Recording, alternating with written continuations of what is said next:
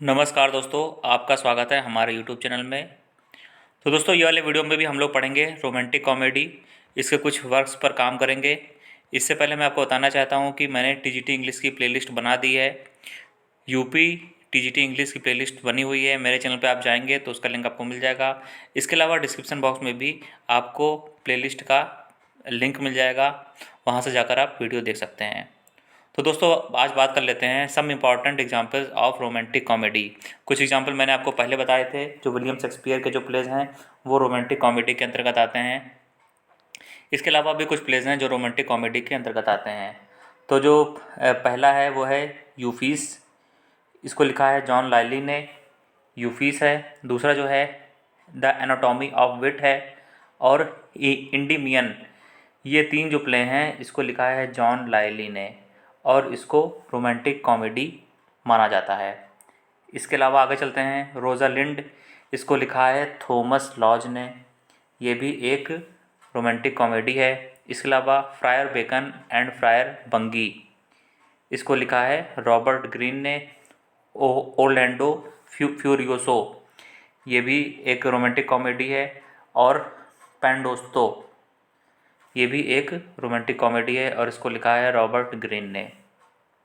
दोस्तों, आगे बढ़ते हैं। तो इसमें आता है वाइली बिगाइल्ड और द विजडम ऑफ डॉक्टर डॉडी पोल, इसको लिखा है जॉर्ज पील ने। ये जो दोनों प्ले हैं ये भी रोमांटिक कॉमेडी के अंतर्गत आते हैं।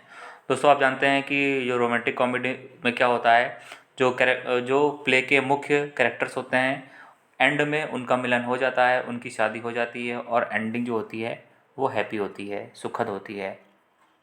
तो ये तो हो गया रोमांटिक कॉमेडी का एग्जाम्पल। अब दोस्तों, ये बताते हैं रैफ रॉयस्टर डॉयस्टर। ये जो है ये कॉमेडी है, सिर्फ रोमांटिक कॉमेडी नहीं है, ये सिर्फ कॉमेडी है। और Ralph Roister Doister is considered 16th century play by Nicholas Udall, considered first regular comedy written in English literature. तो जब भी सवाल आएगा कि इंग्लिश लिटरेचर में पहली कॉमेडी कौन सी लिखी गई है, तो यहाँ सिर्फ कॉमेडी की बात हो रही है। ठीक है, सिर्फ कॉमेडी की बात हो रही है, तो आपको यही जवाब देना है कि रैफ रॉयस्टर डॉयस्टर। और इसको किसने लिखा था? निकोलस यूडॉल ने लिखा था, और 16th सेंचुरी में ये प्ले आया हुआ था। तो ये बात आपको पता चल गई, फर्स्ट यही है। और जो सेकंड है वो है गैमर गर्टेन नीडल्स। ये जो है ये एक डोमेस्टिक कॉमेडी है, probably second comedy of English literature. और जो इंग्लिश लिटरेचर में जो दूसरी कॉमेडी मानी जाती है वो यही है गैमर गर्टेन्स नीडल। ठीक है, ये जो प्ले है ये आया था 1562 में आया था, और इसको लिखा था जॉन स्टिल ने। इसको सेकंड माना जाता है। और जो रैफ रॉयस्टर डॉयस्टर है उसको पहली कॉमेडी माना जाता है, और गैमर गर्टेन्स नीडल को सेकंड कॉमेडी माना जाता है इंग्लिश लिटरेचर में।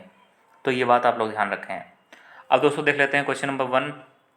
One of the following dramatist belonging to the group of university wits which did not write any comedy. तो इस क्वेश्चन में कह रहे हैं कि जितने राइटर्स नीचे हैं वो सब यूनिवर्सिटी विट्स को बिलोंग करते थे, पर ऐसा कौन सा राइटर था जिसने कॉमेडी नहीं लिखी थी। तो दोस्तों, ये सवाल तो काफ़ी आसान है। Christopher Marlowe. जो क्रिस्टोफर मार्लो थे वो ज़्यादातर उन्होंने जो भी लिखा है, जो भी प्ले लिखे हैं, वो मेलोड्रामा लिखते थे। और मेलोड्रामा में आप जानते हैं कि बहुत सारी हिंसा दिखाते थे, खून खराबा दिखाते थे, ब्लड दिखाते थे। ठीक है, और जो क्रिस्टोफर मार्लो हैं उनका एक प्ले है जो बहुत फेमस है, टम्बरलेन द ग्रेट, तैमूर के ऊपर जो उन्होंने लिखा हुआ है। तो ऑप्शन नंबर सी इसमें हो जाएगा।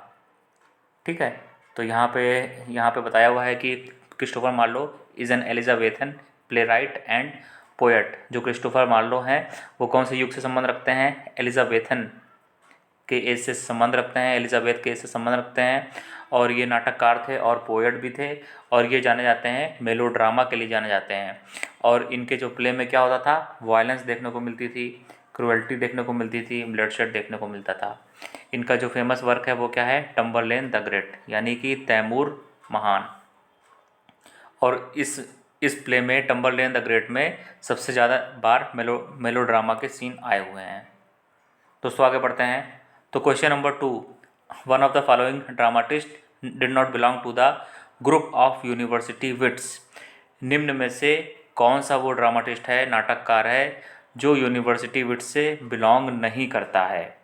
तो दोस्तों इस सवाल का जवाब देना भी आसान है, जॉन वेबस्टर।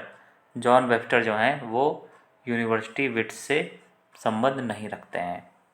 तो दोस्तों ये मैंने आपको बताया है। और जो यूनिवर्सिटी विट्स है उसमें कितने राइटर्स थे? उसमें 7 राइटर्स थे।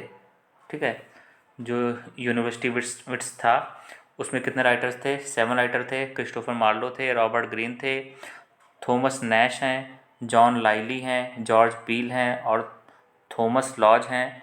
इसके अलावा थॉमस किड हैं।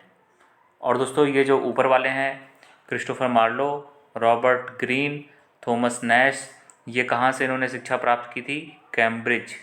कैम्ब्रिज यूनिवर्सिटी से इन्होंने शिक्षा प्राप्त की थी, जो कि जाना माना विश्वविद्यालय था। और John Lyly, George Peele, Thomas Lodge, इन्होंने ऑक्सफोर्ड विश्वविद्यालय से शिक्षा प्राप्त की थी। और सबसे एंड में आते हैं थॉमस किड। इन्होंने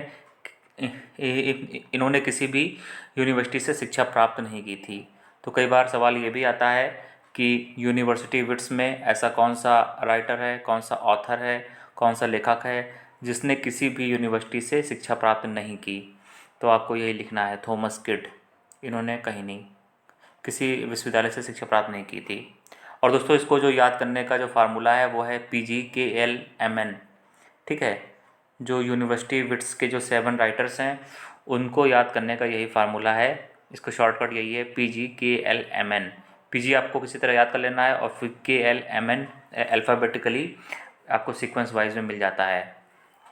ठीक है, तो इस तरह आप कर लेंगे। जो P से हो जाएगा, P फॉर पील, और G फॉर, यहाँ पे पूरा आपको G फॉर ग्रीन हो जाएगा। इसके अलावा जो K है, K फॉर हो जाएगा किड हो जाएगा, L फॉर हो जाएगा लाइली, M फॉर हो जाएगा मार्लो और N फॉर हो जाएगा नैश। तो दोस्तों यहाँ पर जो हमारा रोमांटिक कॉमेडी है वो ख़त्म हो गया है। अब इसके बाद जो वीडियो आएगा वो कॉमेडी ऑफ ह्यूमर पर आएगा, उसके ऊपर आपको बताएंगे। और ये वीडियो आपको पसंद आया है तो कमेंट करें, लाइक करें, चैनल को सब्सक्राइब करें और दोस्तों को भी वीडियो का लिंक शेयर कर दें। धन्यवाद।